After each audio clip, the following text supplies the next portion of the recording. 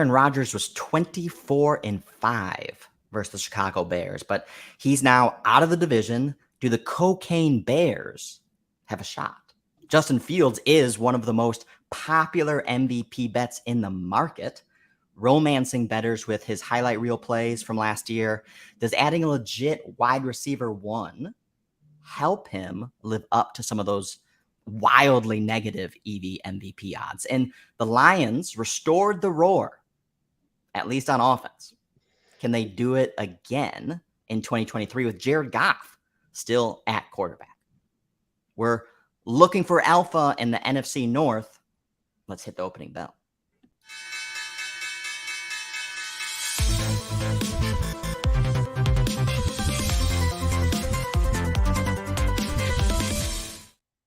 It's 10:05 p.m. on Ball Street, New York City, August 3rd. The first preseason game has kicked off. It's a barn burner, 16-7. And the clock is ticking.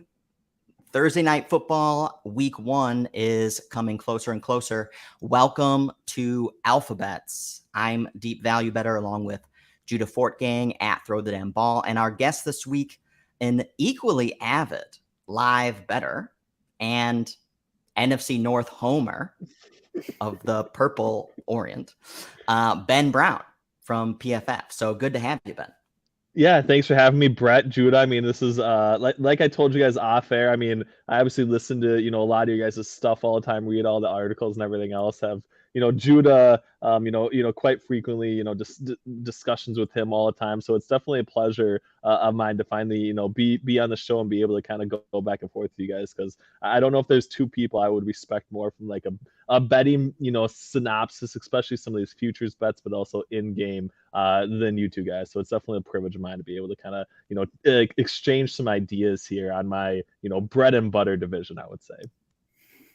Love it. Appreciate it. And hey, I think you're like the highest profile guest that we've had to date. So this is like a milestone, a catalyst event in Sportfolio Kings history. I mean, we'll remember. I got to say, I think Arjun is probably the highest. I think he was on the sideline of the New York Jets game or something here tonight as well. Actually, I didn't see that. We got to get that screenshot. Right. All right. So 2023 NFL win total futures for the NFC North. We got the Bears at 7.5, juice to the over, a very popular, sexy pick as we opened with, especially leaning into Justin Fields futures bets. Then we got the Packers at 7.5, also juiced to the over. Then we got the Vikings at 8.5, juiced to the under. And then the Detroit Lions expected to win the division, 9.5 over under, juiced to the over. I remember the last time a few years ago, there was a little bit of brewing optimism around the Lions last offseason, certainly led by Eric Eager. But I remember about 2 years ago is when there was a lot of kind of brewing bullishness around the Lions, which ended up really going flat over the course of the season, never came to a fruition. That was still the Matt Patricia-led team. And I got suckered into thinking that the Lions could potentially outperform expectations that year. And so I feel like this is definitely one of the first years in a very long time that the Lions have this high of expectations.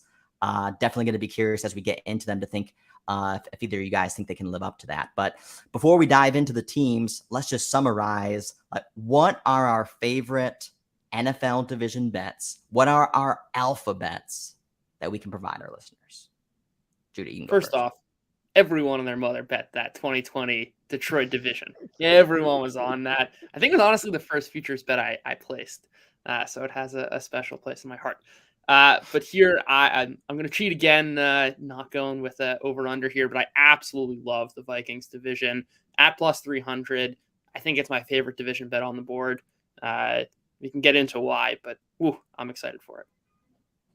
Yeah, I don't want to completely echo and tail Judah's, one play basically, but this kind of like you said, Brett, like there's a couple teams in this division that are very much, I would say, like, sexy or very much public right now. And then there's the Green Bay Packers and the quarterback situation. And then, kind of the only one left standing is the Minnesota Vikings. So it's hard for me to, I would just kind of say, stray from that. I do think, defensively, they could be really bad again this year. So I'm intrigued, I would say, by even like a Kirk Cousins prop to lead the league in like passing yards and stuff. But I realize like in some ways the bookmakers are already kind of out in front of my narrative a little bit, because he's like the 5th shortest odds, ahead of people like Dak Prescott to potentially lead the league in passing yards. So I don't know if that's my favorite bet. I would probably stick with what Judah said, and do think like, the Vikings make a lot of sense at their current price to win this division, I would say. Okay. So the first bet that I've made all season, it's not going to be my formal alphabet, but the first offseason bet that I made was Roschon Johnson, Rookie of the Year, plus 5,100. And it's just because the Bears are going to be so run heavy. You get a few running back injuries. And I think Roschon Johnson really, was kind of a little bit of an afterthought because of Bijan Robinson. But every single time he came in, he looked just as good as Bijan. And I think given the opportunity, if he's given the opportunity with the Bears, I think he can definitely exploit that. I think this is definitely mispriced. It's really just going to come down to opportunity. If he gets the opportunity, I really, really like that one. But that's not going to be my alphabet. My alphabet is going to be Lions under 9.5 plus 100 currently today on DraftKings. I mean, it's just too high. It's just too high. I'm trying to learn my lesson from 2020. Their defense was just so terrible last year, even despite the great offense that they kind of put on the field last year. It was still led by Jared Goff, and they're sticking with Jared Goff. They're already dealing with some kind of issues related with like gambling and some other injury issues, and Jameson Williams is going to be suspended. Like, there's a lot that has to go right here, I think, for them to win 10 games, even despite the relatively weak division. So that's my alphabet. All right, let's go into looking at the team profiles, looking at their kind of volatility profiles, their EDP range of outcomes from last year can give us a sense of how consistent these teams are or not, really what their expectations can be potentially moving forward. So, Judah, you want to walk us through this and any kind of key observations from you? Yeah, I think it's still helpful to kind of give a little bit of background. Earn drive points, EDP, it's in the name. It's how many points you earn. You can kind of think of it as you would EPA, as an offensive efficiency metric. Here, I think what's pretty interesting is you kind of want to look at how, let's just say, skinny or wide the tails are. And in comparison, it's a little difficult because the Lions actually had an absolute terrific year on offense. So it kind of shifts the scale. We had them at number 2 in our EDP rank, only behind the Chiefs. But here I'm looking at more the shape of the curve. And actually, they weren't so skinny up top. And if you're following along on stream, you can see what that kind of means is it's a wider distribution. They weren't as consistent in their output as were the other teams like the Vikings, Packers, and Bears, who kind of have a narrower top and are all kind of bunched together there, which I think kind of tells the story offensively. It's a little bit surprising. I think we think of the Lions like, oh, they exceeded expectations. They were so close to the playoffs, but really they were dominant on offense last year. I have questions about whether that will continue, but that was the reality from last year. And the Packers, Bears, and Vikings, surprisingly the Bears, honestly, they were right there with them. Pretty similar volatility profile, a couple of different things here or there, but more or less the same, about average to above average teams in their volatility. Yeah, I think this is the type of chart that can be really helpful, especially as we move into the season when we're thinking about live betting. So again, for those kind of who can see on the screen, you take, these little bumps here, you kind of split it down the middle. All right. And that's what you're going to kind of give you a sense of how wide are the potential kind of outcomes for this team. And so when you're thinking about potentially betting deep out of the money bets that are deep, kind of plus money, you're trying to bet on a very deep, kind of low probability outcome. You want a team that would kind of fit that potential profile and give you a better opportunity of actually cashing that type of ticket. And that's one of the things we see here from the Lions, because the Lions were that type of team that could score 0 points or 3 points, which they did a little bit in the belly of the season there, or they could score 40 points. And that's the type of team that you want to lean into, again, depending on how the market is pricing them, but where you could take a deep, team points under or something like that, or deep team points over, or looking at the total of the game as well. And so these are just the types of visualizations that you can help, the data that you want to look at, especially when you're trying to make those deep, again, out of the money alt line bets over the course of the season. When we look at the NFC North team schedule, we can get through this pretty fast. Again, all these teams are kind of bunched up together geographically. Chicago, Green Bay, Minnesota, Detroit, of course. But even outside of that, all 4 of these teams are expected to travel some of the least across the league, well below the average. So the average is about 16,000 miles that a team will travel over the course of the season. The Bears are around 12,000. The Packers are around 12,500. All teams are below 15,000. So not going to have a lot of physical kind of demanding or fatiguing travel over the course of the season. So not really a key factor in our analysis for this division. All right, let's get into the Chicago Bears. Bear down. I'm from Chicago. I'm a Bears homer. I always call everyone else out on it. Got to give them that asterisk when necessary. So I'm giving it to myself. We're looking at the Bears' earned drive points, again, from an offensive defense perspective. Again, people think that the Bears' offense was like very explosive. I feel like that's kind of the takeaway. It was explosive for like 3 or 4 weeks there, kind of like in the middle of the season. But we see that their offensive earned drive points was basically average, right? A little bit less than 2 points per drive is about the amount of points that they earned. And then, of course, their defense, one of the worst in the league, second only to the Lions. Anything that you want to talk about here, Judah? Yeah, the thing I would note here is most of these teams are kind of clustered together in some way. Like the distance between the Bears and really any other team on this graph, with the exception of the Lions, which we'll talk about soon, it's pretty great. Meaning they were a really, really bad defense and an average offense, which was not really something we saw last year. But it is, I think, important to note kind of the offenses that they were aligned with. Teams like the Falcons, the Browns, the Ravens, which obviously comes with the asterisk of Lamar Jackson not playing the last 6 or 7 games. But that's kind of the even the Chargers. And the Chargers. And the Chargers, they're kind of sneaking there in a cluster of 3 teams with the Seahawks. And I can't even tell who that third team is. But yes, those that kind of range of offensive team. Honestly, a little bit surprising when I look back on it. See, I think the interesting thing to me with that cluster, maybe outside of the Chargers, but I do think some of the Chargers stuff is like still play calling specific with like 1st and 10 runs and like the second down screens, but like all very run heavy teams. In some ways, I think like the profile of the Chicago Bears being a really good offense is people kind of looking back at last season and seeing these like gaudy type runs in a lot of situations, right? Like there wasn't anything from like a huge explosive plays in the passing game perspective. It was a lot of like signature Justin Fields run, Khalil Herbert in a lot of ways as well, David Montgomery to a lesser extent. But I still think like that doesn't seem like as stable or as sticky, I would say, as opposed to seeing some of the more like high profile passing attacks. And I still think with a league average setting, being one of the best rushing teams in football, like there still needs to be a pretty dramatic improvement from the passing game, specifically with Justin Fields. I would say that I think really move the needle to the point to them actually getting away from, I would say, just like a league average offensive rating this season.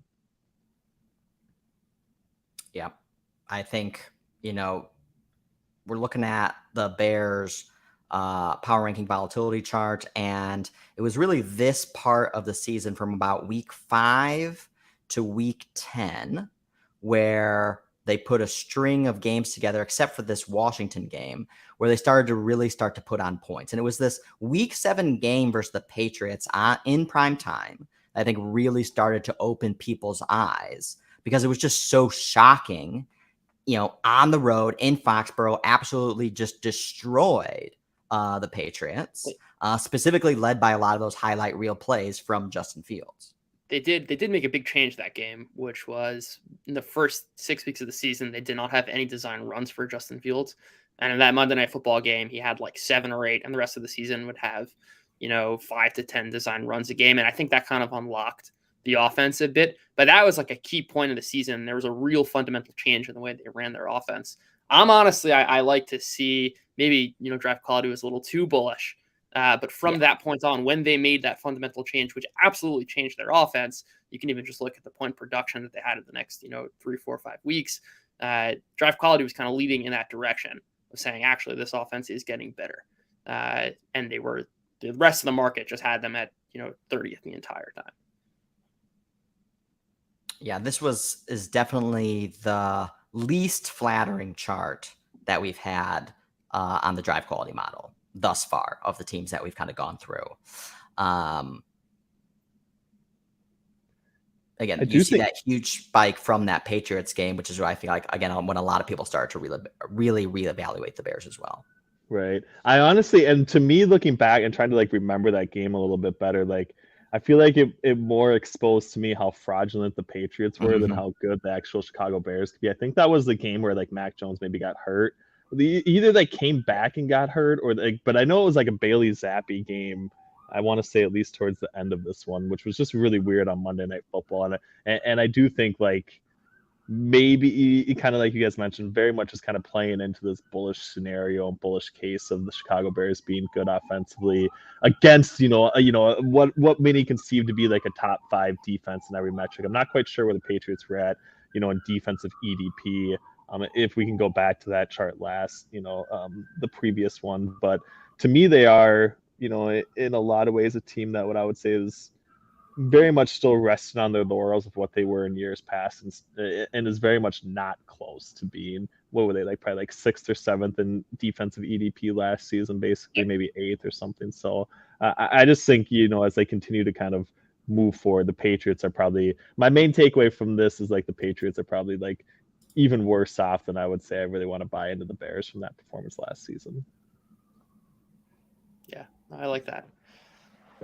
Yeah, and I think, too, just everyone thinks about 2 things when you think about the Bears from 2022. Just all of those Justin Fields runs, and then just how bad the defense was.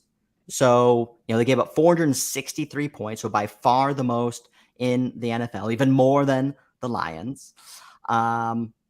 And I think that kind of just is really what the kind of main takeaway is for a lot of people. And they're saying, all right, well, now the Bears have, signed some few people in the offseason. They've kind of strengthened that defense. And of course, the Bears have now added players like, DJ Moore, and this is going to be Fields' 3rd season. They've kind of added some players on the offensive line as well. And that these are going to be the types of things that were actually the weak points for the Bears, and it wasn't kind of Justin Fields himself. And so that's really going to kind of be like the key question there. But, when we look at kind of more granularly too on a week by week basis, we see the Bears open up the season with that win versus the Niners, a totally fraudulent win.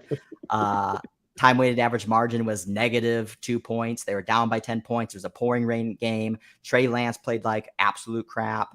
And then and Justin Fields didn't play well himself, but ended up, kind of squeaking that game out. But the market didn't buy into them even after that. So I think everyone kind of saw past that kind of fraudulent win. And so it took a few games, but again, as we mentioned, like pretty much all the way up until that week 7 game. And that's what we see over here is the Circa rank, trying to evaluate how popular were the Bears from a betting perspective. And we see it's pretty much red all the way through that Patriots game. In fact, they were a huge kind of like, no one wanted to bet on the Bears in that Patriots game. 25th ranked pick in Circa that week.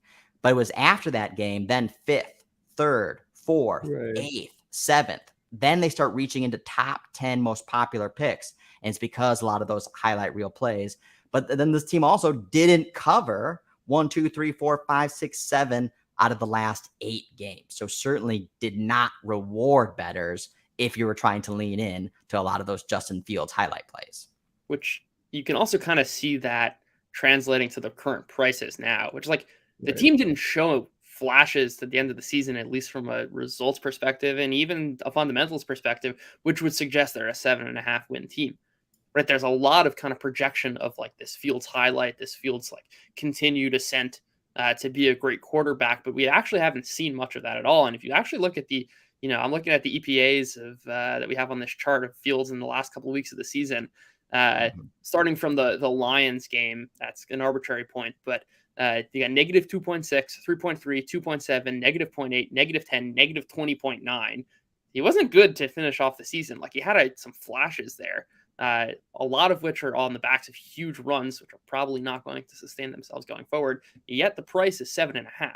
Right, there's that built-in, and we see it with the circa numbers that you're outlining. There's kind of this built-in projection of the Bears as a much better team than they were, and I'm not exactly sure where the data points for that, at least in the performance of 2022, comes from. No, and after the Falcons game in Week 11, this offense did not eclipse 20 points for the rest of the season. I mean, they ended the last 3 games. Again, Fields missed the last game, and he was getting a little bit banged up there near the end. But again, a 20-point blowout to the Bills, a 30-point blowout by the Lions, and then again ended on a whimper, another 2-touchdown blowout to end the season versus the Vikings. And it was really, really defined by just this 5-week span in the middle of the season. Patriots, Cowboys, Dolphins, Lions, and Falcons. And they lost 4 or 5 of those games because the defense, again, was just so bad. But also the Bears couldn't close. So the Bears were actually, I think one of the things that we leaned into a lot when betting the Bears last season, Judah, was betting them in the first quarter, leaning into those scripted plays. They were one of the best teams from an offense perspective in the first quarter. But when you look at their first quarter margin, it's flat. So even though they're literally one of the best offenses in the first quarter when it comes to scoring points, their net margin for the first quarter was 0. So they weren't creating any sort of wiggle room, even despite the offensive playing well. And then you look at the fourth quarter, and now they're 31st in fourth quarter points. So it was just totally a tale of, kind of not even first half and second half, just first quarter and then the rest of the game. So Bears actually scored on 70% of opening drives. And that's why we can look at the max leads in the Bears games, like a 10-point lead, a 19-point lead, a 14-point lead, a 10-point lead, a 13-point lead. Several other games where they had a touchdown or more versus the Bills, versus the Lions. Again, in that Niners game, again, 20 points versus the Patriots, a double-digit lead versus the Falcons. But these are a lot of games, almost a 2-touchdown lead versus the Packers in Week 13, and they blew all of them, lost every single one of those games. Right. And it just really goes to show, again, that this team just could not bring it home from the offensive perspective, and then certainly, obviously, the extreme weakness on the defensive side.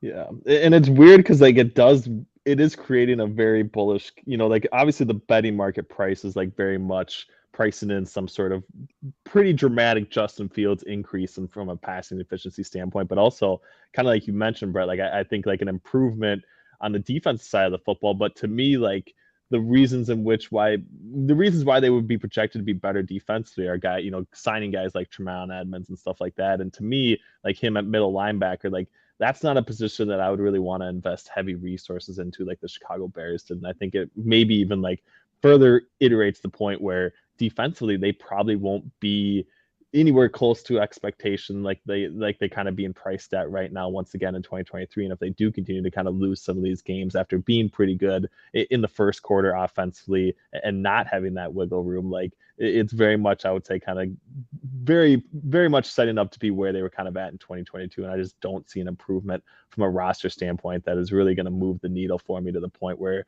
the hype that we're seeing kind of coming from them and coming from the betting market toward them is really going to be justified or live up to it, I would say. Yeah. Just on that point, as I'm looking at the PFF grades of the defensive line, we've gotten 111th out of 119th, 24th out of 127, 111th out of 127, 113th out of 119. And their cornerbacks are also a train wreck, maybe the exception of Jalen Johnson, who's okay. It's almost like they looked at the kind of the first quarter and were like, let's find a way to stop the run early, and maybe if we maintain our good offense in the first quarter, and we'll build leads. That's our kind of recipe. I'm saying that sarcastically, but there's holes in huge areas for this defense. Right. They spent a bunch of money. I'm not exactly sure it's going to lead to any actual market improvement, to your point. Right. And they honestly must be feeling it as well, because they obviously, like went out and signed Yannick Ngakoue, 20 minutes ago or a half an hour ago. Probably the best edge rusher still available at this point. And in some ways it seems like, they're maybe hedging the fact that their defense might not be as good as they even projected to on paper. And they probably need, a few more guys along the defensive line. But, like Yannick Ngakoue, when he's at his best, is very much just like a situational pass rusher. And I don't think, once again, is really going to move the needle for, a team like the Chicago Bears at this point. So I see maybe in some ways the bullish case on the Bears in 2023, but I think it's a pretty tall task for them to, I would say actually live up to anywhere close to that.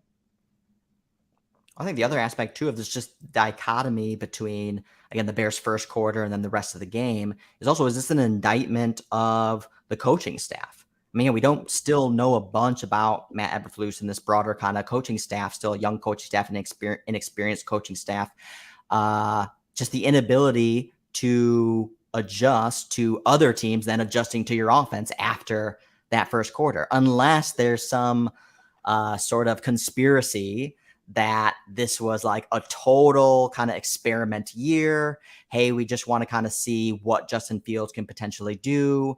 And then almost kind of purposely, again, tanking into the end of the season, trying to, again, evaluate Justin Fields, but at the same time, make sure that you're accruing that draft capital to make sure that, because this is the key year.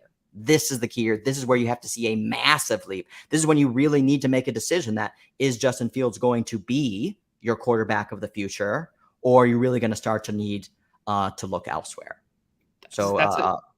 That's a perfect segue, I think, into talking about kind of the offseason outlook and the offseason changes and the kind of outlook for the season, which is, I think, the central bet that you have to make if you're betting on the Bears is like Justin Fields. To Ben's point, there's only so high a ceiling in offense that is so run heavy can have. And that's kind of, I think, honestly, where they were last year. You have to be making the bet that DJ Moore and a full year of Chase Claypool and a healthful Darnell Mooney are going to like unlock, some passing efficiency from Justin Fields. And we've even heard, Fields talk about this, I'm going to be the first quarterback to throw for 4,000 yards. That's a central question of the team. I'm not necessarily buying it. I think, we've seen a wide receiver kind of unlock a quarterback. That's happened basically once a year. It's happened, from Tyreek Hill to Tua Tagovailoa and AJ Brown to Jalen Hurts, and we saw it with Stephon Diggs to Josh Allen, maybe Jamar Chase to Joe Burrow, but I don't think DJ Moore is the same caliber receiver as, AJ Brown, Tyreek Hill, Stephon Diggs. It's a tier below, and also the base rate for Justin Fields is just so low as a passer that even if he kind of like marginally improves, even if he improves his accuracy by, 4 or 5%, which would be a huge jump, he's still way worse than the base, that he's still a below average quarterback in that regard. The case for upside, I would say, is that you always want to find a guy who has elite traits, and Justin Fields is certainly an elite scrambler. With that comes the cost of missing open receivers. I posted a chart a couple of weeks ago where Justin Fields really pops out. It's a chart about the percentage of throws to open receivers and versus tight windows. And Justin Fields doesn't throw to tight windows very often. He's good. He scrambles in that way, but he's also never finding open receivers. And it's actually not due to the fact that the Bears wide receivers are bad. Justin Fields took so long to throw that receivers actually just ran open, but he's got some processing issue, which was the knock on him coming out of college. And I'm not sure that DJ Moore and Chase Claypool, who frankly hasn't been very good, are really going to unlock that. And I think that has to be the logic behind giving the Bears a 7.5 win total. Yeah. And Justin Fields, too, is notorious for shooting his mouth off. So 4,000 yards, it's total BS. Back, I remember, in his rookie year in the preseason, talking about the game's not that fast, or it's not as fast as college or whatever. And then, the next game, it gets his, ass, totally whooped. Or I think it was, during the season or whatever. And, in that Browns game, in the middle of the season, got, sacked, 5 times or whatever. And then which also goes further to your point, Judah, about him having this lack of processing speed. He was sacked on 14% of plays, by far the most in the league. This is a team that also 30th in dropbacks. in pass rate over expected, negative 14%, dead last, 29th in neutral pass rate.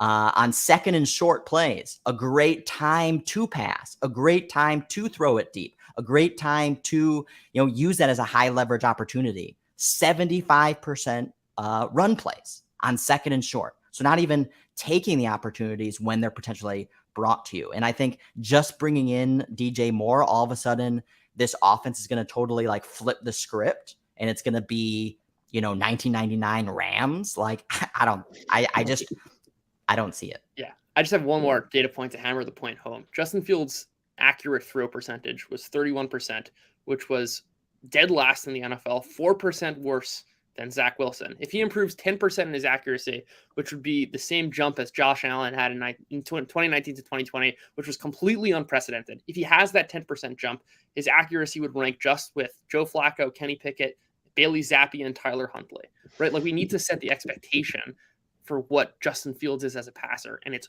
awful. It's awful.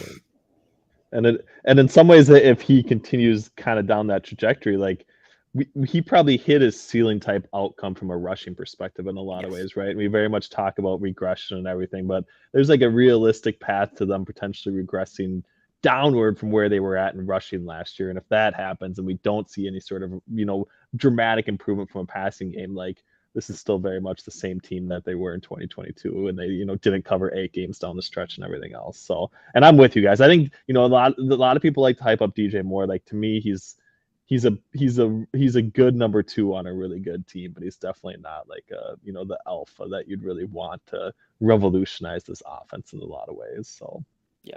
And I think when we talk about too, like a team bringing on a potential alpha wide receiver, again, which we all don't think necessarily DJ Moore is that guy, but even if he was, when we're talking about that, like, can really elevate the quarterback, it's when that quarterback already has like some pretty strong, like, existing fundamentals. Trends. Yeah. And that this will bring like a really powerful new synergy. That's not the case with Justin Fields. And that's another one of the reasons why I like to lean into potentially some of those kind of running back or running focused kind of futures bets, like potential Roschon Johnson Rookie of the Year. The Bears were 4th in explosive run plays at 47, right there with teams like San Francisco, like Baltimore. As I mentioned, 30th in dropback. So just very run heavy team. Again, even in those opportunities where they could throw it deep. So I think, was it Judah? Did you put this as one of the moonshot bets for the Bears? Was Bears rushing touchdown every game? Yeah. Plus 4,500. That more than that. More than that. I think it was 70 to 1 or something like that. Well, then it's gotten bid down because you moved the market, because I just checked it. Well, I guess I can't imagine that's a very liquid market. I'm glad there's some readers. Oh yeah, I'm sure it took 2 bets. But. Yeah, exactly. They were I like one of the highest percentage running offenses within the 5-yard line, which is where most rushing touchdowns are going to come from. In addition to, I still, while I absolutely bet, I totally agree that the long rushing touchdowns will regress. I imagine we'll still get 1 or 2 of those throughout the year. But yeah, 70 to 1. I mean, like, I think they have some floor as like an okay offense. I don't think they're going to be the worst team in NFL history. No, I mean, they definitely have better offensive personnel. Like that. Yeah, no, they have they have certainly, and I think that's kind of where we should set the expectation as like average to below average, and I think that's enough for a rushing touchdown long shot. And as a Bears fan, again, I mean, I don't know if Justin Fields, just learned a lot in the offseason. I mean, again, you don't want to read a lot into obviously like the training camp highlights and all other type of stuff, but I mean, he has made some good throws, especially there's supposedly like this like really authentic chemistry between him and DJ Moore. And I mean, if he could turn that corner and start to develop, and like, it's almost like, again, like a Josh Allen from a couple of years ago where people were totally writing him off. Like, he can't just automatically start getting a lot more accurate, because he's already demonstrated several years going back into high school of him being very inaccurate. He can't just flip that switch in one off season. And he did. And obviously that was a huge outlier. So you can't like use that as a benchmark. But if Justin Fields could do that, and he has this amazing running ability with an enhanced offensive line, with enhanced wide receivers, and then potentially, who knows, maybe the offense play calling is going to get more aggressive. This could be fun. This could be very, very fun. That's the appeal of having a guy with an elite trait, right? Like, because he's so good at running, if he elevates the rest of his game, then it's worthwhile betting, which is totally the case for like a live, if we're 6 weeks into the season and Justin Fields all of a sudden has a accuracy rate of 48% instead of 31%, and it's looking like it's sticky, that's a perfect case for the right tail of the Bears. And I think everyone kind of knows that that tail exists. It's just a matter of how likely, from when we take this in, on August 3rd, how likely is that tail to manifest? And I think you kind of, what you allude to, you need a Josh Allen type of miracle to get that. Yeah. And actually, again, there is a lot of this optimism for a lot of these moves. And again, as we talked about ad nauseum now, a lot of those highlight reel Justin Fields plays, but it is surprising that has materialized over the offseason, because bettors lost a lot of money betting on the Bears last year. Again, 3-14 straight up, 5-10-2 ATS. So that's not even like they were sneaking by ATS. A $100 better, if you bet on their money lines and spreads, lost over $1,600 last year. So there was like almost no money to be made unless you were leaning into those deep out of the money alt Justin Fields rushing bets in the middle of the season there, which we were highlighting a couple times over the course of the season. Like, oh, Justin Fields over 105 rushing yards. Oh my gosh, our sports score bot is back alive and totally wrong. Live football. You love to see it. You love to see it. I was going to say, it's a little disappointing that we're not doing game shade when there's live football on. But, yeah. What is the score right now? 16-14. Going into the fourth by +6. My Jets tickets are getting dicier by the second, it sounds like. Basically. I don't know. I should have live bet the Browns with Brett. I know. Hey, man.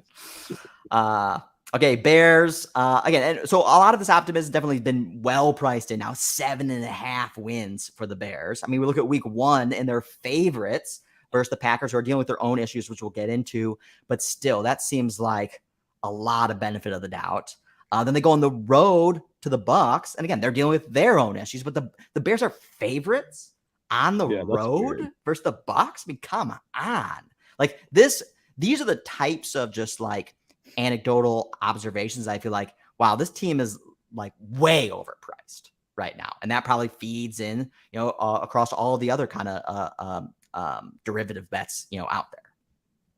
Yeah, I don't know if it's the Baker Mayfield hate or what it is exactly, but like the Bucs haven't dropped off. I mean, obviously the change from Tom Brady to Baker Mayfield is dramatic, but like outside of that, like that roster is still like kind of there, right? I feel like they're a team that I know you guys were fading them towards the end of last season, but that's a spot where we were fading them all season. Yeah, all season. I feel like I'm very much going to be.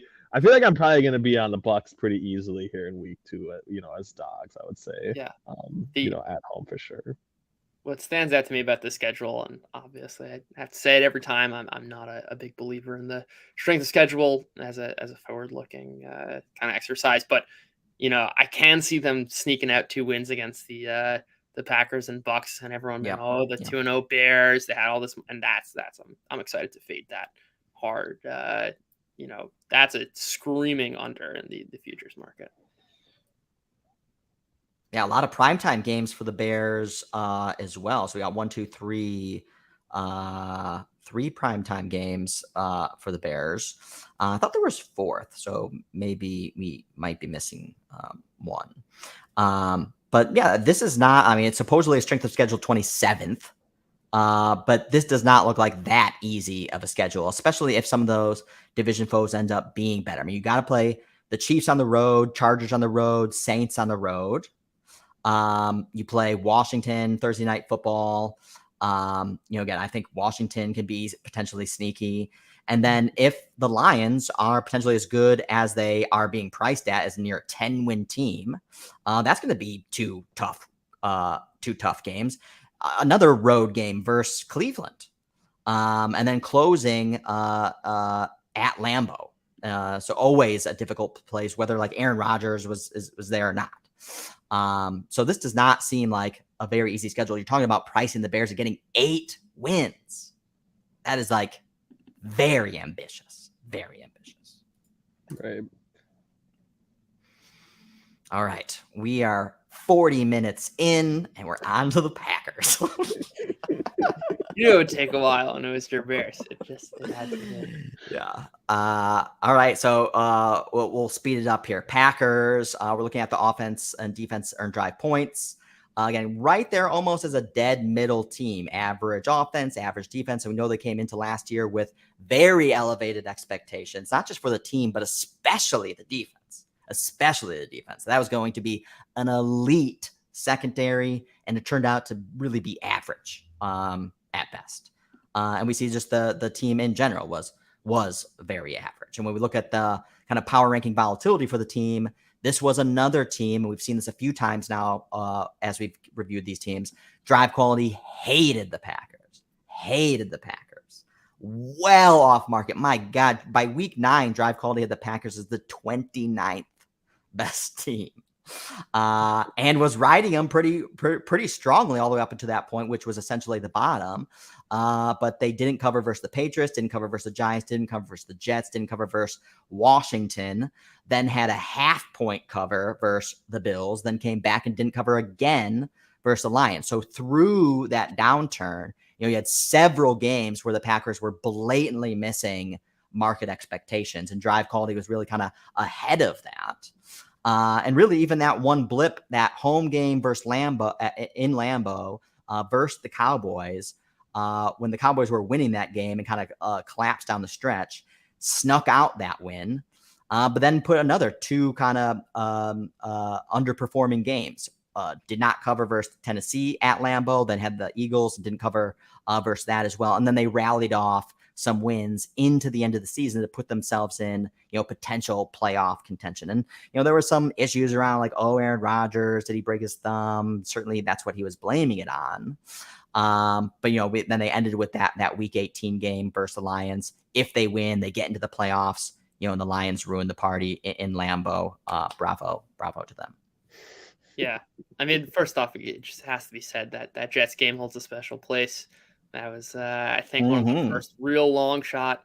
Yeah, Jets minus 5.5 at some crazy number before the game, and that one was well over. I think the frustrating part about the Packers, and Brett, I think you were spot on with kind of this defense is so good, top 5 expectations. As long as Joe Barry's the defensive coordinator, I'm going to be selling the Packers team. Something that is just so mind-boggling and frustrating is that the Packers had 2 of the best man corners in the NFL. Looking at the separation allowed in man coverage, they literally had 2 guys in the top 5 and played man coverage 25% of the time, which was way at the bottom of the league.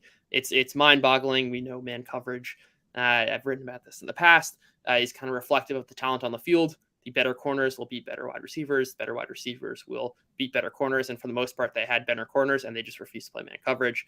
Granted, they had some injuries with Rashawn Gary, but you look at this and it's kind of the same.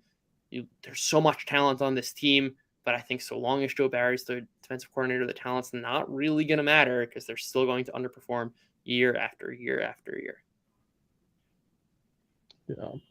Yeah, I was going to mention the Rashawn Gary injury as being like maybe the one reason why you could potentially buy into some positive movement for the Packers defensively. But after seeing how vastly, kind of like you guys said, vastly overrated they were last year, I do still think Jair Alexander kind of has him to be this elite shutdown cornerback, but I just don't think we're going to see him in that type of role to actually really be all that beneficial for what they want to do defensively. So you're really buying into, Jordan Love basically being like the next coming of Aaron Rodgers, which if that's your narrative and that's what you want to buy into from the Green Bay Packers in 2023, I guess that's fine. But I still think they're very much a team that I would kind of want to, wait and see just based on their 2023 starting schedule, where they're going to be at after week 3 or week 4, and then maybe buy it into something or fade in something in the futures market. But right now, the Browns just took over. The scoreboard is working. I'm tilting my face off already. So, oh no, no, but I mean, yeah, I do think like kind of going back to where we were at with the Bears, like there is some weirdly bullish narratives driving the Green Bay Packers price that just seems like it would be a pretty difficult task to actually see them live up to that amount. I know the division is down, but I do still think these are probably the clear 2 bottom teams in this division, and I'll be absolutely shocked if we see, any sort of movement otherwise by, as the season is kind of wrapped up, I would say. And I think this is another thing that we've seen too. Again, this can be difficult, but trying to call these swings over the course of a season, the Packers really are another one of these teams of stories of the first half and second half, and so we see them start with very, very elevated expectations. As sports bettors, we're not just trying to say, is this team good or is it bad? Are they good or bad relative to expectations? Expectations started sky high for this team, and we started to see that they could not meet those expectations. And so the market started to downgrade them accordingly. Of course, drive quality was well ahead of that curve. But then there reached a certain point in time around, again, week 10, week 11, week 12, where then expectations overshot to the downside and then turned. And then, again, they rattle off 1, 2, 3, 4, covers, 4 out of 5 covers in a row.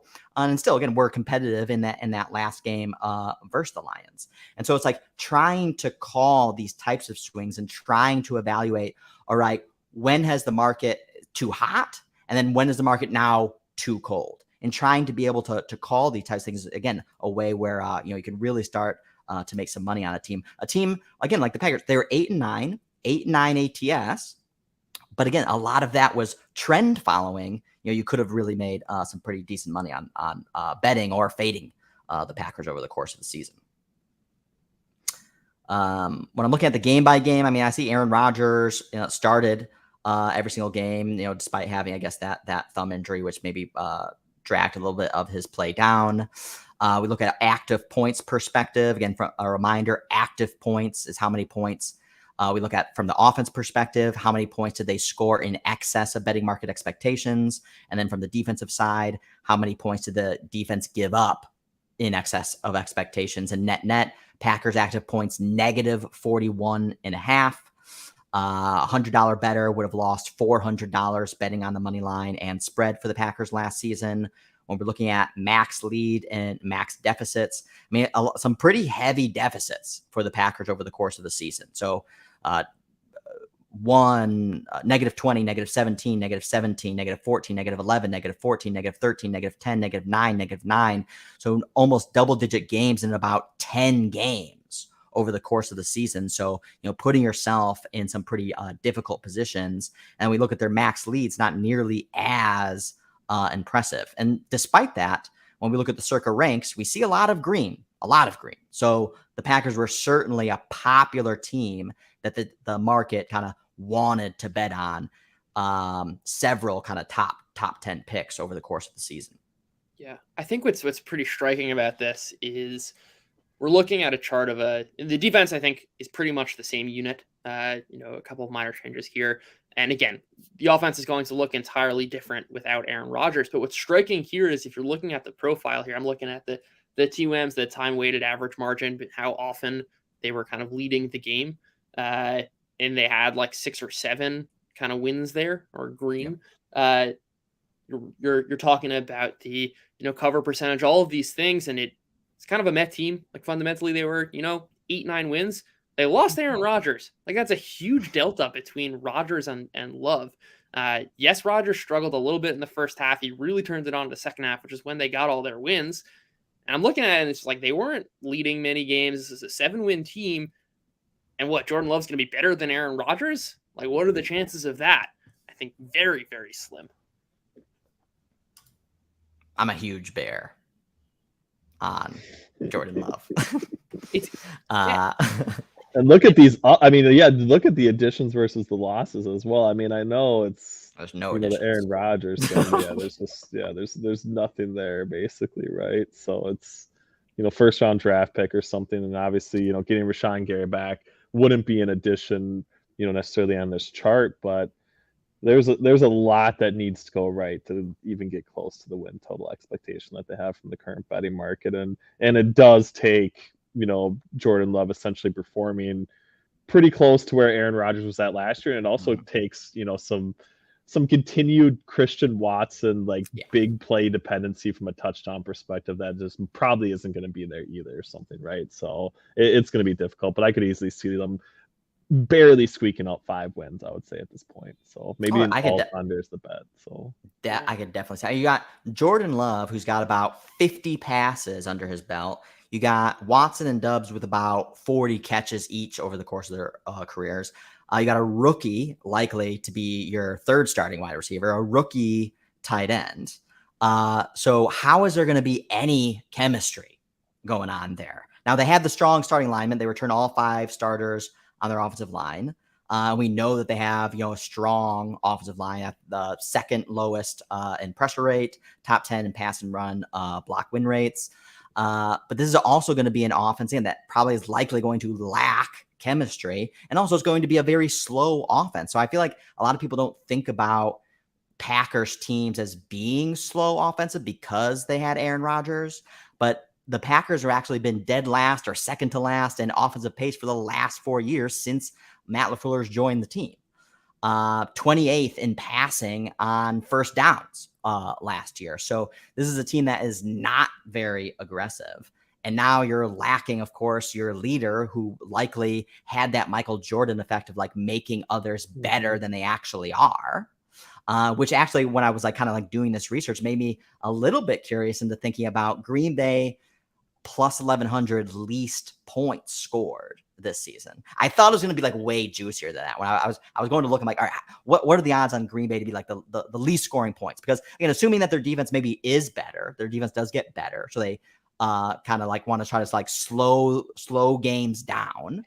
That would not put a lot of pressure on the offense to potentially score points, or for the other team to potentially give up, and the Packers score some like BS points in games. And this is going to be a team that perpetually scores less than 20 points a game. So it's plus 1,100 on DraftKings, but that's not even like a very attractive price for that. Yeah. I think the point about Rodgers is kind of a force multiplier actually gets, I think the narrative is that, okay, Jordan Love has a good offensive line. He's got a good coach. Like his situation is good. And I actually completely disagree with that. I think Rodgers is a force multiplier, especially on the offensive line, right? He's has enough of a presence to know when pressure's coming to get rid of the ball quick.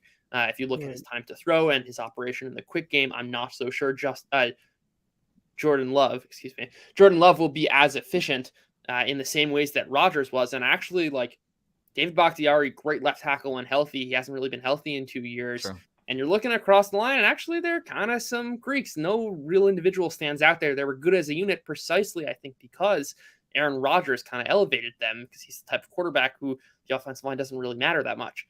Now you kind of flip that situation on its head, and it's like, okay, we've got an unproven, a very, very talented Christian Watson, right? He can certainly would not surprise anyone, I think, if he has an elite ceiling year. But you've got a bunch of really, to your point, inexperienced wide receivers, a questionable offensive line. Yes, the coach is good, but is the situation really so great for Love? I'm not so sure. Yeah. And I think then, what LaFleur is going to do basically is rely on like the one constant venture that they have at the wide receiver, at the skill positions, and that's very much like Aaron Jones, and to a lesser extent AJ Dillon. And then they're pounding the rock, trying to win football games defensively and rushing the football. And I do think it sets up, well for what Brett mentioned as far as like them maybe being pretty close to like the lowest scoring team in football. I do think their schedule, I know you don't like it, Judah, but I do think their schedule is one of the easier ones. In all of football basically. Yeah, I guess it's like, I think I have it like 22nd according to PFF's ELO ranking, but I would say starts off well enough to the point where maybe it's not, a great bet out of the gate. But like if they struggle through, week 4, week 5 against the Raiders, like the rest of the season could be a really difficult uphill battle to even get back to like being a legitimate NFL football team at that point, I would say. So yeah. No, I think that's great. And I think it's the floor that I think LaFleur and the rushing offense kind of presents. Like I do love the kind of logic behind the bet. I wish it was juicier odds on the lowest scoring team. I think there's some floor there. I'm just struggling to see anything more than a average to below average team. Well, that's the other thing is too, when you think about, again, right tail outcomes, I can see, and I'm trying to take off my Bears, rose colored glasses. I don't even have rose colored glasses because I'm by no means like overly optimistic about them, but I can see, as I mentioned before, how if it comes together, like, wow, that could be scary. If this comes together, it's like, okay, like maybe they're average. Like, I don't see how this has a potential like right tail outcome. Again, I think to your point, like, I think you actually made a good point about the offensive line. A lot of people cite the offensive line as a key strength that could actually help elevate Jordan Love. But to your point, maybe the offensive line was partially, if not mostly, kind of have some of those great ranks because of the wisdom, experience, judgment, and overall talent of Aaron Rodgers. Now you lose that. And now you have a bad quarterback, at least an inexperienced quarterback comes in and then, kind of leans into the weaknesses of that offensive line. And then you want to think about, again, this team was already slow. They were already slow moving with Aaron Rodgers. I mean, what, he's going to want to like put the ball into Jordan Love's hands more so and be more aggressive than he was with Aaron Rodgers? Like, no way. So I think that they're going to be even slower this year than they were last year. So yeah, I mean, I could see that again, priced at 7.5 right now. I think like Ben talks about, I mean, like, again, the schedule is like accommodative, but again, that can flip on its head, no problem. And 5 wins or lower, that I could see that coming into play, especially if they don't really believe in Jordan Love. And if they think they're maybe a quarterback away with like talent on defense, and they do really believe in like these young studs at wide receiver, and you want to try to lean into like one of those top 2 quarterbacks next season. Yeah. The one thing I'll say about the schedule is that the easier games are late in the season, such that if you have a team that really struggles, and I'm looking at the stretch of like away at the Steelers, Chargers, Lions, Chiefs, away at the Giants, you lose a bunch of those games and you're kind of a 3-4 win team. It's a totally different calculus, playing those last 4 games out of contention as opposed to if you're in it. And I think that kind of favors if you're already betting the under, you'd want to see those games later in the season as opposed to earlier in the season. Yeah, and this is the Rams. That's okay. I was wondering who that was actually. That's LAR versus LA being a perpetual splinter in my code. We can never communicate across data sets. Yeah, we all know the struggle, that's for sure. So, all right, fuck the Packers. On to the Vikings. Purple and gold. Purple and gold, is that a thing? They say purple and gold?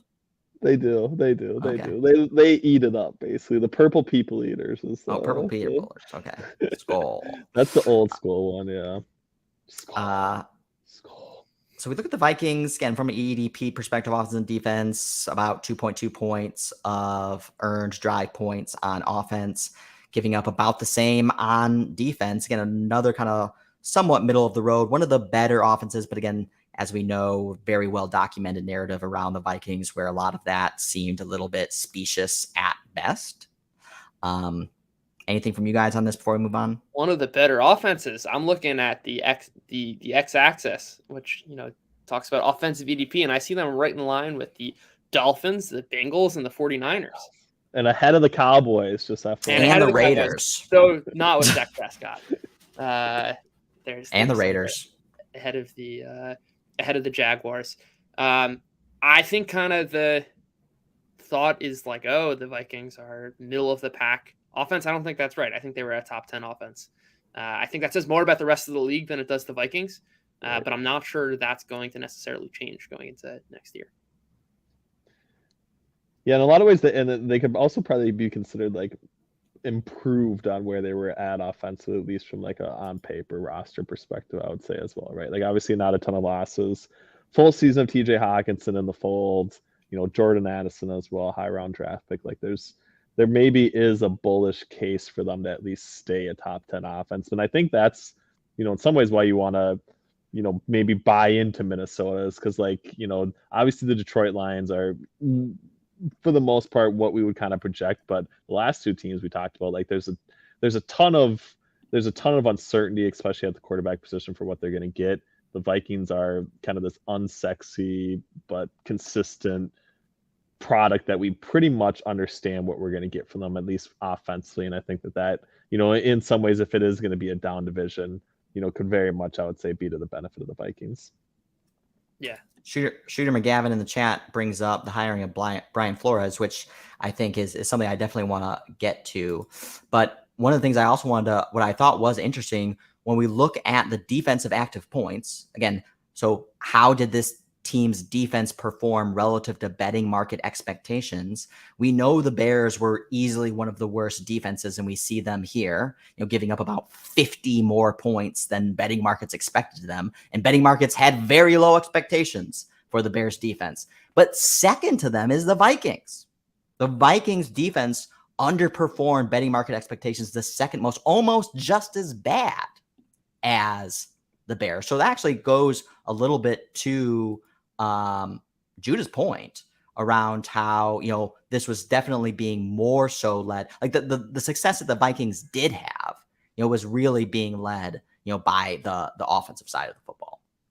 Yeah. And Brett, I think if you even go back to the last chart, the Vikings and Bears kind of were just as bad on defense. They were the same, bottom 5 unit. I think the Bears were second worst and the Vikings were third worst. This defense was dreadful last year.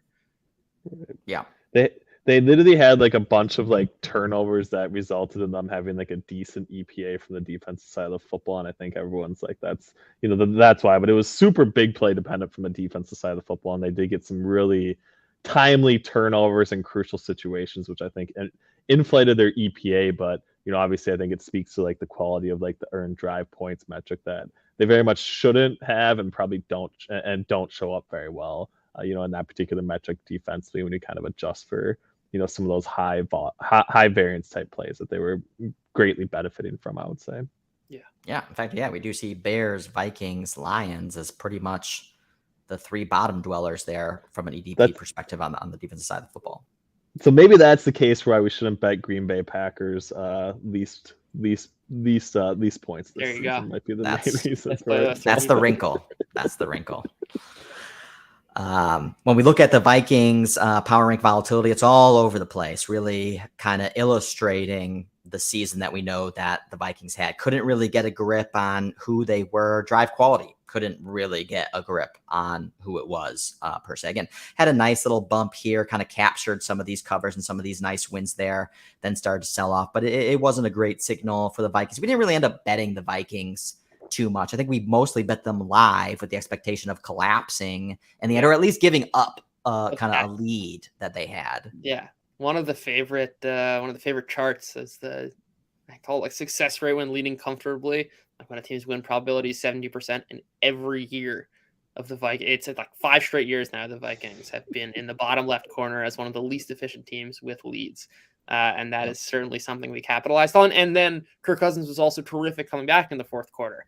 It was a live better's dream, the volatility of the Vikings blowing a lead and then coming back. Definitely. But this is definitely the weirdest curve we've seen.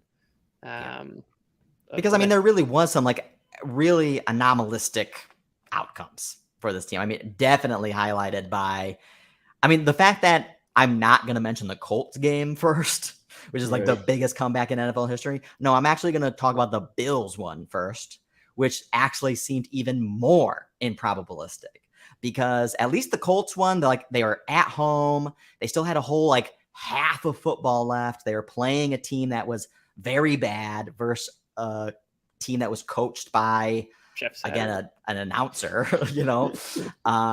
like all the positions were all lined up. In fact, like I said, this was like, I think it was Thanksgiving game. It was Saturday morning. Oh, it was a Saturday game. Christmas Day. Yeah, because we weren't doing the game trade, but I was very actively live betting that game, and was like betting Vikings like plus 3,000, plus 18.5, plus 14.5, plus 7.5. And I remember when we were doing the game trade on that Bills game, like we would have mopped up if the Vikings would have won. If the Bills would have won that game, which they should have. That one was just Absolutely crazy. Took a Justin Jefferson miracle catch on 4th and 20, and then a Josh Allen fumble on the 1, and then a Josh Allen interception in overtime for the Vikings. When they were driving, I mean, that was in the interception. Everyone forgets was in the end zone basically for them to actually score 2 or something. So that was. I remembered, watching quarterback. That's what I literally had forgotten, like half the crazy plays in that game until I watched quarterbacks and realized just like how absolutely nuts that game was, because it was like such a blur after that Justin Jefferson catch. But that was only the beginning of like the complete madness. But I don't know, like to me, like the thing with and like the narrative with the Vikings, especially in 2023, is like, oh well, obviously they're going to regress, right? Like the 1-score game, then like all these other things, and it's like regression's kind of like a weird thing to cite in the sense that we like don't know how long it's actually going to take to regress or whatever, right? Like the markets can stay, irrational longer than we can stay solvent in a lot of ways. Like that's, more like the stock trading type thing. But like, yeah, the Vikings should very much regress in 1-score games in 2023, but that needs to still actually also happen, I would say. And it's such a small sample size with 17 games that like, 1 or 2 swings one way or the other could very much dictate how that performance is throughout the entire season. And if that's like kind of what you're basing your hypothesis on to potentially fade the Vikings, like I just think there needs to be a little bit more there, I would say, for me to, actively want to buy into, that scenario, I would say. Yeah. I'll even add to that, and Ben, I think you were even cautious in your optimism about the Vikings offense being better. I think they will definitely, or the case should be that they will be better. The delta between Adam Thielen, who you can look at the separation numbers, the data definitely shows that he couldn't do it, but even to the eye test, everyone knows that Adam Thielen lost a step, and having a full season of TJ Hawkinson and Jordan Addison will be better with the weapons. I mean, Kirk Cousins is the model of consistency. It's hilarious. I'm looking like his accuracy has been 45% every single year since 2016. His like PFF grade has been the exact same every single year. You know what you're getting. And if anything, the second year in Kevin O'Connell's offense, we have seen time and time again quarterbacks getting better as they get more familiar with an offense, going from year 1 to year 2. Even think of like, I don't know, Matt Ryan and Kyle Shanahan. Not to say that Kevin O'Connell is Kyle Shanahan, but that's a kind of classic case of a year 2 in the offensive system. But the point I think that most people are missing here, and why I'm very bullish on the Vikings, offensive stability aside, is that, and the reason I highlighted the defense is they were a dreadful defense last year. If anything, that's going to regress positively for them. We have some defensive coordinator rankings that Steven's been putting together. We've got Brian Flores as the number 2 defensive coordinator in the NFL. And why I think, to Shooter, to your point, coverage, I think, is actually less about, and this is something we've studied in the past, is less about the players, so much so as the positions that they are placed in. And Brian Flores has had good secondaries wherever he's coached, which I think speaks to his talent as a defensive play caller and a defensive coordinator. And that's the most important aspect. Yes, I don't think they're going to be as good. I mean, Byron Murphy has graded very well on a bunch of metrics that I've done, especially in man coverage. They do lack talent in the secondary, but I think that matters less when you have a coordinator like Flores, who we're going to look back and be like, oh, these Minnesota corners who we thought were nothings, and JoJuan Williams is going to come and have a decent corner season, because Brian Flores is placing him in good situations. All of which is to say the defense can't get much worse than they were last year. And I think the addition of Flores, if anything, should kind of give projection to maybe a better unit. I'm not saying it's going to be, 10th best in the NFL, but probably will look something more like 20th best or 22nd best, and add in that the offense only has reasons to get better, especially in a division where we just spent an hour talking about all the question marks and all the potential, ranges of outcomes for the Bears and the Packers. And we know what we're getting from the Vikings. And I think if anything, it's better than last year. And they were like probably a 9-10 win team fundamentally. And I think that's what they'll be this year. And that's probably enough. I think too, 9.5 wins. And I think defensively, like I know it's bad, obviously, especially in the secondary. But like if you do buy into Brian Flores, like there is still quite a bit of upside, I would say, from a pressure perspective. Obviously, they're going to have Danielle Hunter, hopefully, for a full season. Marcus Davenport as well. Like, everyone points to the Zadarius Smith loss, but, like, I don't want to say they're, like, one and the same, but I very much don't think, like, the drop-off is going to be all that great. And if we've seen Brian Flores have quite a bit of success in manufacturing some of these pressure type situations, high leverage, downs and distances and stuff like that, if he is successful in, bringing the blitz and actually getting some of that, like, it is going to alleviate some of the concerns with the secondary, and they might not end up being all that bad because there is some decent opportunities for them to, I would say, kind of like positively regress, like, Judah mentioned. The other thing is too, is like a lot of people cite, oh, the Vikings had so many one-score games, so many one-score games, so many one-score games. First of all, this is something I want to continue to do a little bit more deeper research on, but I've already started to do some preliminary research. And first of all, there's a difference between one-score wins and one-score losses. And looking at the data over the last 20 years, one-score wins is kind of like noisy, doesn't really have any signal in it. But one-score losses actually do have a little bit of signal in the sense of teams that had one-score losses, in fact, perform well the next year. Whereas, again, those one-score wins, not a lot of signal, kind of just noisy. So just something there, because I know a lot of people try to cite like, oh, the Vikings had so many one-score wins. Like, that is going to regress, like, necessarily, which the data doesn't suggest that is the case. Like, that's just an anecdotal kind of observation that you think to be true, which it isn't really. Right.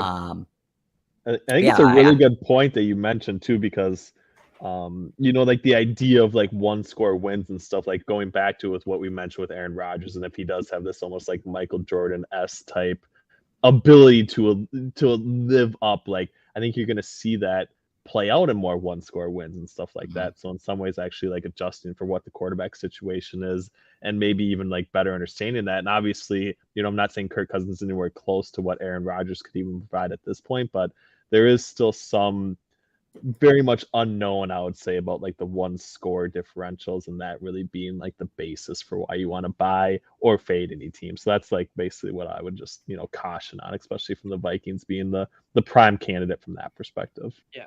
I'd even say like one-score wins is one way of capturing kind of a result of a game, where we have efficiency metrics like earned drive points, like EPA. But I think something to highlight, if we go back to our chart of the X-ray performance, is you look at the time-weighted average win probability, which reflects like over the course of the game, right? How often were they winning from a win probability perspective?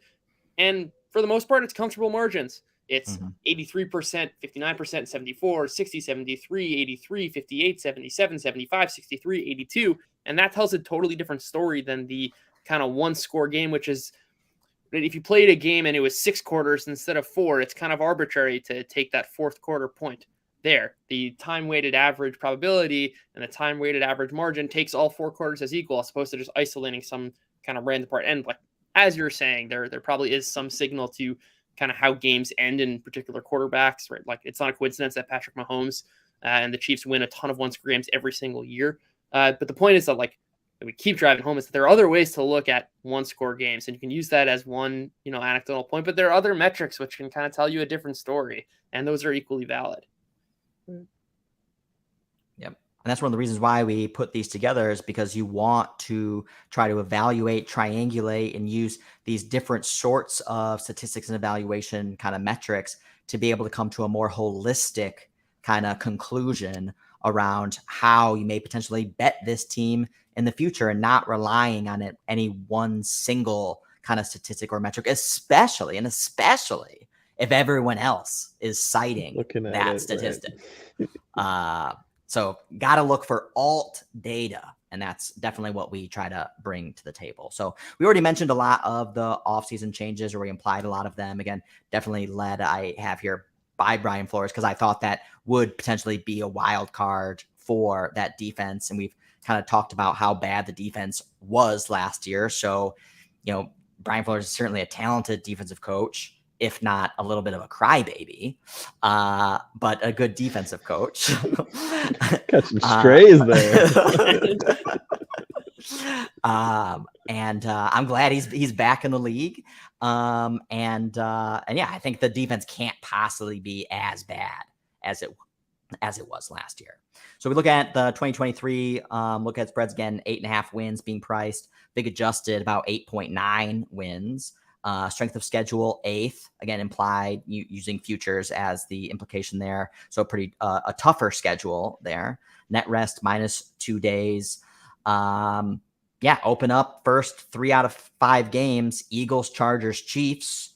Get a little bit of a respite with the Bears, but it's on the road. So it's still a division game, could still be tough. And then you got the Niners after that. Also a late bye. Bye doesn't show up until the 13th week. And then if you're in any sort of dicey situation by that time, you roll out of the bye. You got to go across the country to Las Vegas. And then you have to have a really tough last 3 out of 4 games versus Bengals, Lions. So in the last 3 games are all division foes, Lions, Packers, Lions. So it can be really some really meaningful games there down the stretch, depending on how this division shakes out.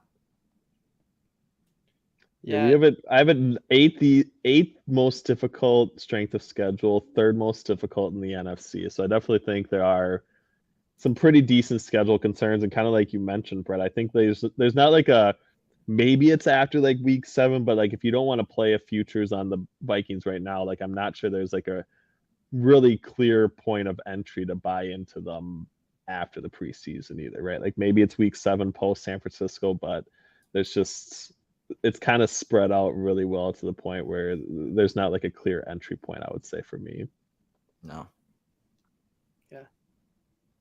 That's a good point. I just and Dan's talking about how some of the easy games don't look so easy. We're going to look back at, the week 7 game against the Niners and be like, remember when we thought the Niners were going to be so good coming up back-to-back NFC Championship games? And, they went 6-11 this year. Like this kind of happens all. Remember we still had high expectations for the Chargers, like whatever it is. Or we thought the Panthers would be so bad and they're really good. Like it's going to be so messy. Right. We were looking last week at the Texans schedule, and, they played the Colts, who were power ranked 11th, and the Broncos, who were power ranked 8th to start the season.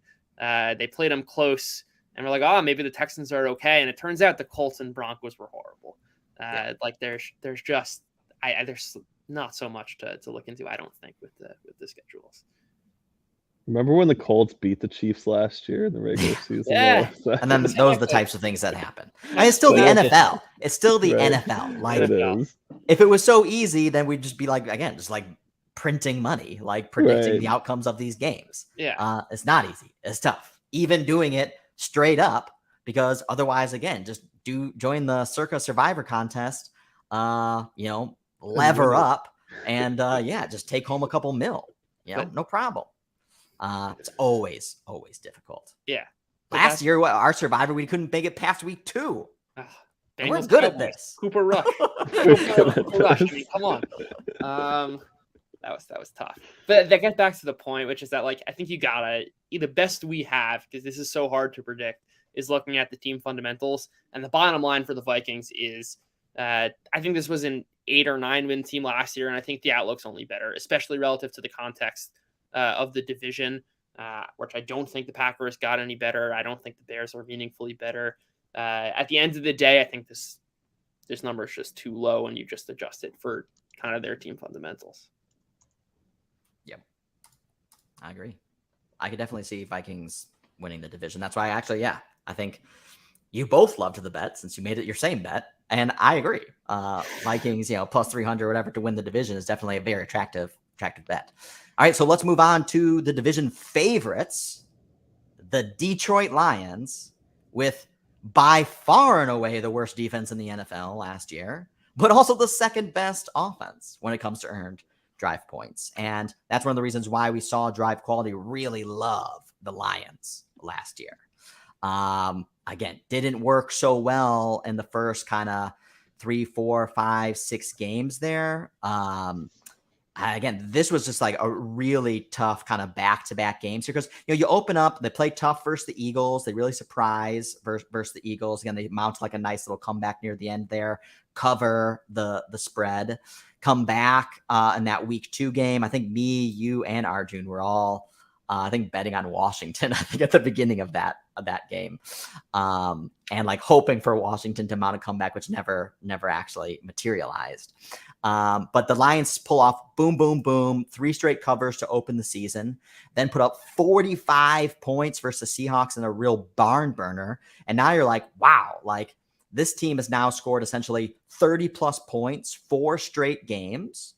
Like this team could be explosive all year long. And that's when you saw, again, like this pop from the Lions. Although, again, drive quality actually did start to sell off on the Lions going in to that Patriots game, which was the real shocker. The one where I kept betting the Lions live, literally trying to catch a falling knife. And they scored 0. Literally the worst game of the season. And I think I had the most bets on the Lions.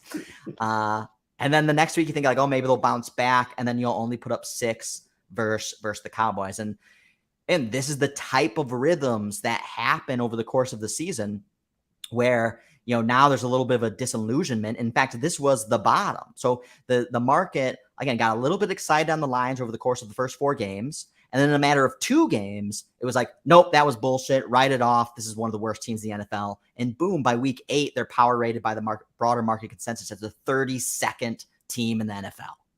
And then it was all up from there. And really drive quality bounced back fast after that. But yeah, it was definitely a fun team to watch over the course of the season. Just X like certainly this 2-week period here.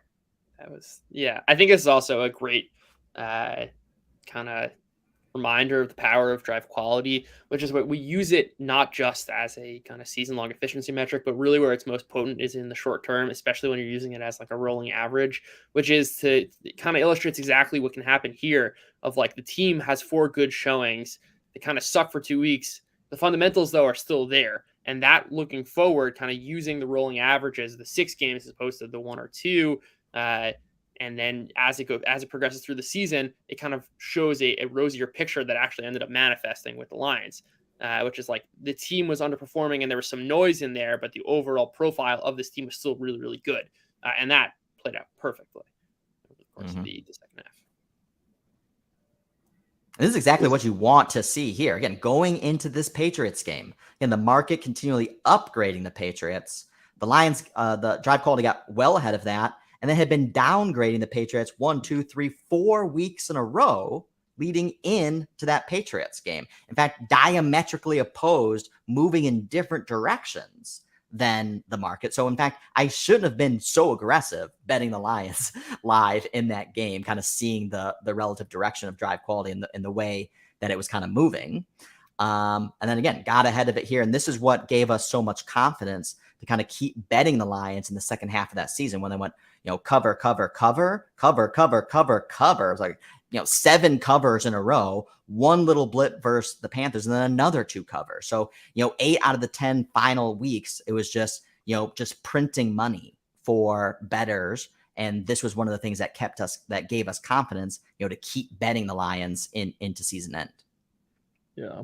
I think it also speaks to like where they're being priced at now. Obviously, like I think, them in a lot of ways being the favorites, being ahead of schedule, like very much played into that, 8 of 10 ATS number. But like to me, this is still a team that does have a lot of fundamental flaws, and I'm not quite sure they're even going to be as good as they were last year again, right? Looking at like the additions and the subtractions, like they're going to have 3 new people started in their secondary, definitely needed, but like that actually coming together as quickly as, people want to project and stuff. Like I think the secondary position and the cornerback position in particular, and like having all new pieces in place along that is a much more difficult task than what we're probably used to pricing out. And I think, if the pressure doesn't arrive, like this is still going to be, one of the worst defenses in football in a lot of ways. And outside of Aiden Hutchinson, like they don't have a ton, I would say, from a pressure perspective. And with the new guys and from the cornerback position, like they are going to need Jared Goff to win a lot of games. And I know he was good at doing that last year, but I'm just not sure that's something I want to buy into on a year-over-year basis or really long-term, especially given like the current price and where they're expected to finish at from a betting market perspective. Yeah. I was going to say, Brett, we talked about this all the time last season when we were doing these previews of like the taste that was left in bettor's mouth. And looking at this chart, it's a perfect reminder, right? This is a team who was 30th to power rank their way all the way to 19th and had all those covers. It's kind of the taste that's left in a bettor's mouth is this team is for real. And that's the sentiment that's kind of driving the current pricing. Yeah. And it's again, something you want to keep in your mind as well, that these 3 road games, this Patriots game, this Cowboys game, and this Panthers game, are those performances still in this team's DNA where they look bad? And that's something, you want to kind of keep top of mind. But yeah, to your point as well, Judah, that when you're mid-season especially, people think they got it all figured out. We know who these teams are. We've got enough data now. My conviction is much stronger in week 8 than it was in week 1. In week 8, the Lions were power ranked as the worst team in the NFL. You could not be more wrong than that. It just goes to show how opportunities can continue to present themselves. And like we've showed over the course of this whole division, this was another kind of trend following team. In fact, to see how these teams evolve, it takes the market a while to actually start to properly price these teams, because they keep kind of feeding into the kind of whatever their biases are. In fact, it seems like it only gets stronger as the season goes on. So the repricing is in fact, slower and slower, despite, potentially counter evidence, on the field. Yeah, it is a really interesting discussion, like as far as like the priors and stuff. But I do think like the betting market and kind of like what we mentioned previously, like the Tampa Bay Buccaneers are like such a good example of this, as far as like the betting market continuously pricing them in based on their priors that wasn't updating fast enough. And in some ways, like, the books don't want to get ran over and being so slow to actually adjust some of these power rankings on teams. But there's very much some residual outcome, or like there's very much some like cases in which like being ahead of the market and adjusting on a more frequent time basis can be really, really beneficial from a betting perspective. But I think in some ways, like, it's moved in the opposite direction for the Detroit Lions, and is probably setting up for why they're probably going to be like one of, if not my biggest fades, I would say, to start this 2023 season. And again, they came in last year. Again, there was some brewing optimism, again, especially from some pockets in the broader Twitter sphere, again, especially from Eric Eager, but they were 6.5 last year. You could see upside at 6.5. Now they're 9.5 and expected to win the division. They're juiced to win the division. That is like, no. It's the inverse of the Titans, right? Where it was 9.5 last season. I'm like hard selling, and I bet the alt under 7.5. And then you kind of like adjust for expectation. Now they're 7.5. Lions last season, 6.5, buy, 9.5. Like, we've adjusted kind of to the optimism of last year, and not that much has materially changed for the better, that it's like they're going to take the next step. The expectation is just too high. Mm-hmm. Yeah, and Shooter McGavin does also talk about how the Lions' offensive line was banged up in those games that they underperformed in. And we know, again, Goff relies so strongly on having a strong, good offensive line. And if your offensive line is banged up on the road, even worse scenario for Jared Goff. To be fair, also, the offensive line was extremely banged up against Washington, too. And they still put up a bunch of points. I remember betting Washington. But at home. They were at home then. Yeah, for sure. I think that's the key point, and this is something we've talked about a lot, actually, is the Lions might have the biggest home field advantage in the NFL right now, and that has everything to do with Jared Goff's ability to play at home and not on the road. Yeah. From the offseason changes, again, really tried to lean into some of those defensive weaknesses, really leaned into trying to bring some strength back to the secondary. Signed Cam Sutton, Emmanuel Mosley, CJ Gardner-Johnson. CJ Gardner-Johnson's already gotten banged up. Last I read, he wasn't going to be out for the season, but I think it's still uncertain. He's definitely going to miss at least a handful of games to start the season. And even if he does come back, can't imagine he's going to be playing as well as if he didn't get hurt. So it doesn't seem like, the defense has been built up too much from last offseason. Lost DJ Chark, lost DeAndre Swift, lost Jamal Williams, but are replacing kind of that running back duo with Jahmyr Gibbs, rookie from Alabama, who's kind of shown some flashes in training camp. Are you guys bullish on Gibbs? Do you think he's going to kind of fill a need for the team from what they lost from the combo of Swift Williams? I think from a secondary receiving situation, obviously not having Jamison Williams, like they do need a receiving type threat. No TJ Hawkinson either. Like I feel like if he has a pretty big role in the passing game, that's where I think he's really gonna move the needle. But I don't know. To me, like their draft is just like further confirmation for me that they are an easy fade because they very much kind of made some of these like luxury type picks at positions that don't really historically move the needle in a lot of ways. And I very much just think like it's, it's this idea or mentality that they've already arrived. But to me, like, they beat Green Bay in week 18 basically last year and didn't let them get into the playoffs. But this is still a team that, hasn't done anything, right? Like they still haven't made the playoffs. They did exceed their win total, but this is still a team that, was a really good underdog and really scrappy underdog. But to go from being, the team that needs to give all the best teams their best shot to actually being the team that is getting all their team's best shot, like I think it's a pretty big fundamental shift for them. And I just don't like the approach that they went with in the draft, I would say, to kind of really differentiate themselves from the rest of the teams in the division. So although I think Jahmyr Gibbs is maybe going to have a pretty decent impact, I think going at the running back position as early as they did in the draft is going to have, some long-term downside outcomes for them, even if he does produce this year. Yeah. I feel like almost too, like a lot of that has been these weaknesses or these whiffs from the team have been overlooked because of the returning Ben Johnson factor, right, which people are obviously and justifiably enamored with. But I feel like there's too much of a Ben Johnson premium now. And a lot of these things are now being overlooked, things that you just talked about, Ben.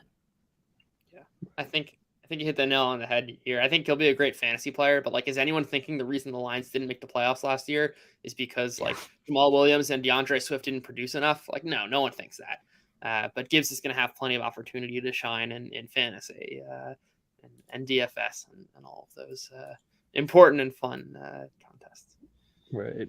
I will say too, this is not like a huge tangent, but I do think like in some ways it's head coaching, but like the offensive coordinator and defensive coordinator like impact both in like a new acquisition at that coaching position, and also like not losing somebody. Like it's just really not well understood or quantified really well, I would say, in any sort of like realistic measurement.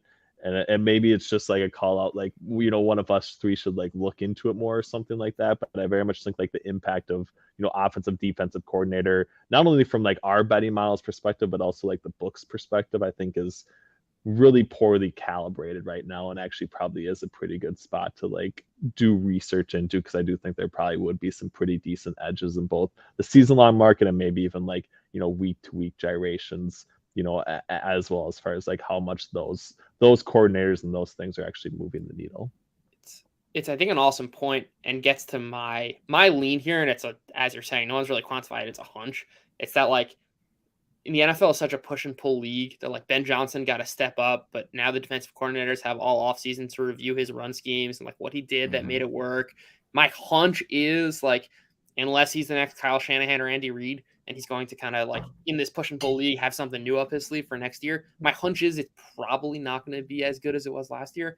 And that's important, I think, because when you look at the Lions offense, it's like Jared Goff had a ceiling year last year. There's kind of no way around that. And unless you're like really believing in Ben Johnson, and Ben Johnson is the next huge thing, I think you have to kind of expect Goff to play to his career averages.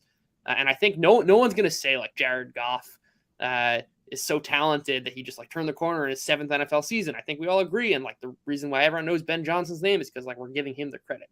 And unless he's some offensive whiz, I don't see the Lions sustaining the success they had last year. Right. And the previous Ben Johnson, Sean McVay, at one point did fail with Jared Goff as well. So in some ways, it's like they could have been more of like an outlier season, and maybe there's not quite as much there from the Jared Goff, Ben Johnson, marriage that we're currently projecting, I would say too. Yeah, and dude, go on. I was gonna say we do have an example, right, of Goff. I'll look at his EPA here. You can use whatever efficiency metric. It's 2017 Goff at a 0.13 EPA, and then 2018 0.17, and then 0.4, negative 0.06, and negative 0.07. Like we've seen the kind of like volatility of Goff We've seen him go from being a really, really, really good quarterback one year to just kind of falling off the next. And I think too, it's like one of the reasons I love these power ranking volatility charts, because it brings you back to these different moments in time around how the market was evaluating these teams. In week 8, all right, the Lions are sitting at 1-6 straight up. And there was tons of commentary around Dan Campbell potentially being fired. Right. And, you know, I feel like this whole first half of the season is a little bit forgotten to posterity. And, you know, it's really only this is what's remembered. And how the team, you know, is being priced this season.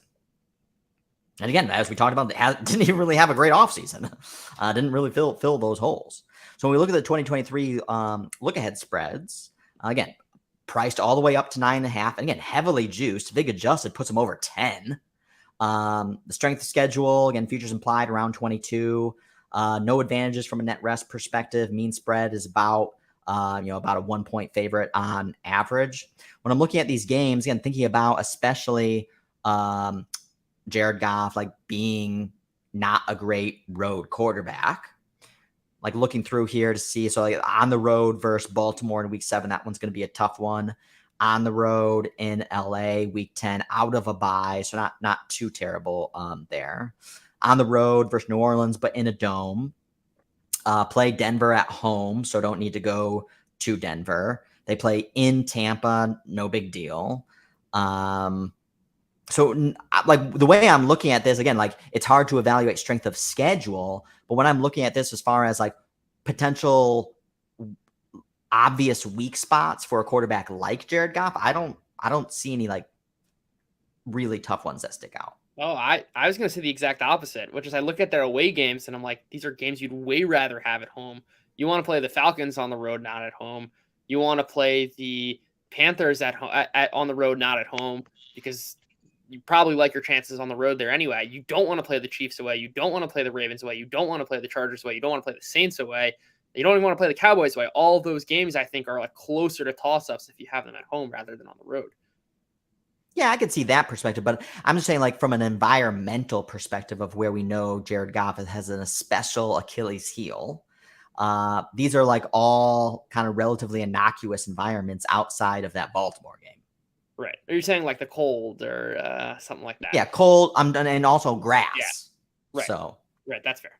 Elements, like physical, unpredictable elements. Minnesota Dome, Dallas Dome, New Orleans Dome, Southern California. Yeah. And then early. That's fair. That's right. All I can say is I'm going to have a lot of money on the Seahawks week 2 against the Detroit Oh, me too. Lions. That's what I was thinking also. It might be my biggest bet game of the season, I'm thinking right now, basically, is what it's setting up to be. So can't wait. Oh, man. Yeah, and there's some big favorite. Like they're being priced aggressive. I mean, again, I'm no fan of the Falcons, but I mean, inching towards like 5-6 points. I mean, that's aggressive. Another 5-6 points versus Oakland. Like, I mean, that's ambitious. Yeah. Right. Well, I mean, we already see it too. Like week 1. I mean, all I see is like people thinking they're super clever by saying like, hey, I think the Lions could beat the Chiefs week 1. I'm excited for my Mahomes. And they're not. My Mahomes passing yards and like Chiefs -5.5. I like +220. I'm excited. Yeah, the Chiefs are down in that game. I think we're going to be sending on the. Oh hell yeah! Big full time. I mean, that's idyllic scenario. Right. Especially week 1. Like, just pump up the bankroll right away. Not even in week 1, game 1. Game 1. Maybe we should do a live trade of game 1. We should. Just so that I was actually thinking about that, but just so we can, manifest that Lions opening drive touchdown, Chiefs +3.5 or whatever, and just start this in. I could see with the way more likelihood is, again, people being super pumped about the Lions, and they just look like a flat out bad team, right out of the gate. Especially because we know too, the Chiefs they don't really like start with any hangovers. Like they start the season like red hot. In fact, it's like sometimes their best game over the course of the first quarter of the season. It's in that first game, and then maybe they get a little sloppy, but they like want to send a message right away in week one. And no better team than to play potentially the worst defense in the league on turf. All right. We're done. We did it. An hour and 40 minutes with 20 minutes to spare. What else you guys want to talk about? 2-hour cutoff. Yeah. All right. Good stuff, guys. Do we want to change any of our bets? I feel like we leaned even further into our bets. I was going to say, I came in kind of really liking the Vikings, and I thought I was like, okay, I'm like fine to kind of sell on the Packers and Bears and the Lions and get my exposure to that through the Vikings division bet. But I actually think I like unders on all three of those teams also, independent of the Lions bet. I think these prices are way off. True futility. Yeah. And for full, I've already bet the Lions division. I think it's my biggest futures bet so far.